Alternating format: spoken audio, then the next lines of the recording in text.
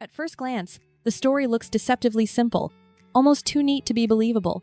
A newly launched K-pop project rises at an alarming speed, collecting trophies and recognition faster than the industry norm, and almost immediately a familiar accusation takes over the conversation. Buying awards, buying influence, buying legitimacy. It's the most convenient narrative possible, the kind that spreads fast because it offers a villain without requiring deeper thought. But once you slow down and actually examine how power operates inside the K-pop industry, the reality becomes far more unsettling than a cash-for-trophies conspiracy. In this world, influence rarely announces itself. It doesn't move through obvious corruption or illegal exchanges. It moves through access, familiarity, and unspoken trust. It looks like executives already knowing your name before the meeting begins. It looks like broadcasters feeling comfortable before a performance even happens. When people argue that this idol isn't literally buying awards, they're likely correct. But when others point out that her name, background, and perceived status are enough to open doors automatically, that's where the real issue lives. Nepotism in K-pop isn't loud or messy. It's quiet, polished, and dangerously efficient. The system doesn't need to be pressured when it already wants to cooperate. Doors open before anyone knocks. Assumptions are made in your favor long before proof is demanded. A powerful family name or industry-aligned image works like an invisible resume, signaling safety to award committees, stability to sponsors, and low risk to broadcasters. Nobody has to say it out loud, but everyone behaves as if the outcome is already decided. This is how fast-tracking really happens. Not through scandal, but through convenience. And even if every ounce of success is eventually earned through hard work, the doubt never disappears. The wins arrive early, but suspicion follows forever. If you want to understand how influence truly works behind the K-pop spotlight, stay with me. Subscribe, follow the channel, and keep watching, because this story is only getting messier from here. What pushes this situation from quiet discomfort into open controversy isn't just how quickly success arrived, but how K-pop fans have been conditioned to interpret awards as moral verdicts rather than calculated business outcomes. In this industry, trophies are supposed to symbolize survival, years of dominance, cultural saturation so deep that the music becomes unavoidable.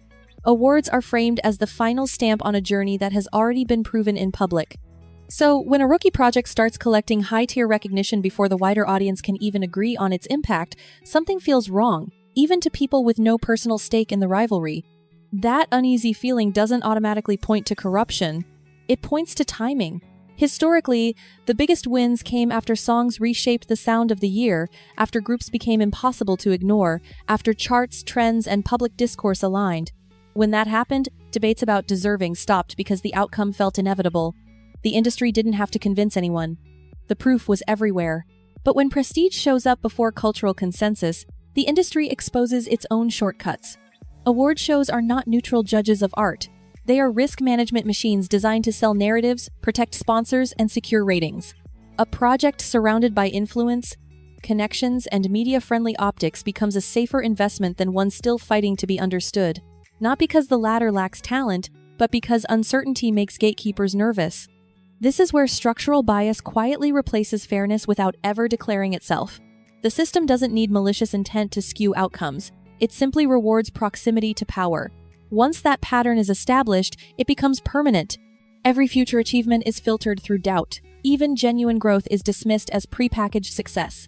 Early privilege doesn't just accelerate a career, it stains it. And that's how a group can keep winning while steadily losing credibility in the court of public perception. As the debate over legitimacy drags on, the tension doesn't stay confined to industry structures or award statistics. It mutates, turning inward, until the idols themselves become the battlefield. Suddenly, success alone isn't the issue anymore. Every movement, every facial expression, every half-second interaction is scrutinized for hidden meaning. Routine moments at crowded award shows are no longer neutral. They're reframed as moral tests, especially once a narrative of undeserving has already taken root. Etiquette becomes the sharpest weapon. Bowing, hierarchy, seniority, all complex elements of Korean culture are flattened into rigid rules by fans who only understand them through viral clips and selective translations. A brief nod is rebranded as arrogance. A polite bow becomes disrespect because it wasn't deep enough, long enough, or dramatic enough. Context vanishes the moment competition enters the room. What's ignored is that many idols being defended behave the same way in similar settings, but consistency collapses when bias takes over. This isn't about cultural respect, it's about selective enforcement. Fans perform expertise when it benefits their argument, then abandon those same standards when their favorite does the bare minimum.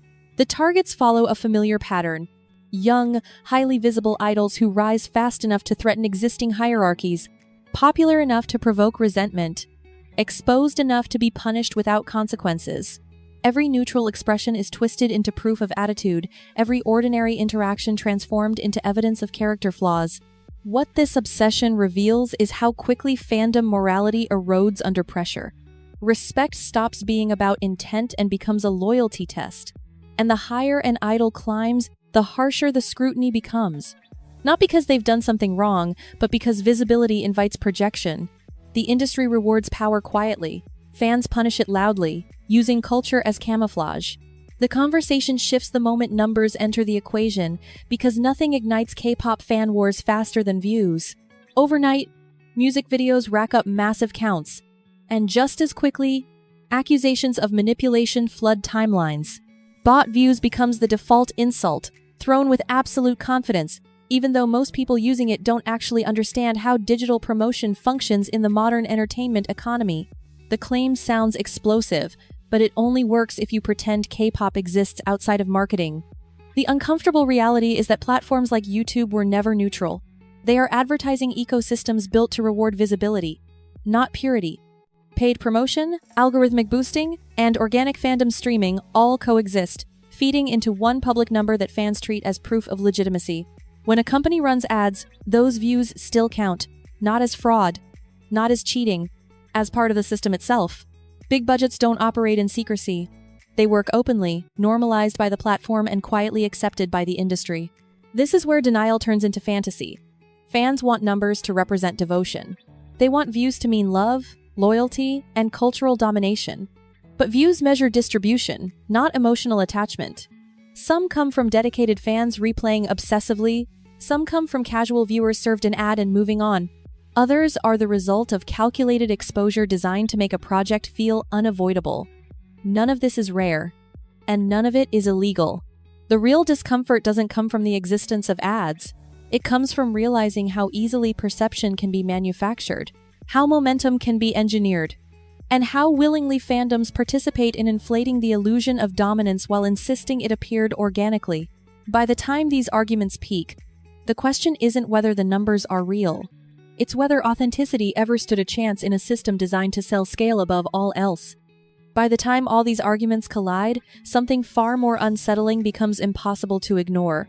The line between fans, critics, and the online communities Western audiences love to condemn starts to dissolve. The same behaviors once blamed on toxic netizens quietly reappear in English-speaking spaces, repackaged with different language but identical intent. The framing changes, the cruelty doesn't. Outrage simply learns a new accent. When Korean online communities criticize an idol that fans already love, the reaction is immediate and defensive. The culture is called harsh. The standards are labeled inhumane. Mental health becomes a shield, and the narrative centers on protecting idols from an unforgiving system. But the moment those same communities turn their attention toward an idol fans have decided is expendable, everything flips. Suddenly, those opinions are treated as truth. Their words gain authority. Their attacks get reframed as cultural insight instead of harassment. This isn't respect for Korean culture. It's convenience. Culture becomes a prop, pulled out only when it validates an existing bias. Millions of individuals are flattened into a single voice because it simplifies judgment. Korea hates her becomes justification. Korea supports my favorite becomes proof. The messy reality that online opinion is fragmented, emotional, and often contradictory disappears entirely. What's most disturbing is how openly punishment turns into entertainment. Public shaming becomes spectacle. Accountability becomes performance. Fans cheer humiliation while pretending it's commentary. They hide behind translations and viral clips, distancing themselves from the damage by blaming a system they're actively recreating. That's the darkest irony of all. The pressure fans claim destroys idols didn't vanish. It expanded. K-pop's most brutal dynamics didn't stay local. They were exported, amplified, and normalized globally, with even less accountability. If you want more unfiltered breakdowns of K-pop's scandals, power struggles, fandom wars, and the truths hidden beneath the glamour? Subscribe to the channel, like the video, share your thoughts in the comments, and stay tuned, because this story doesn't end here.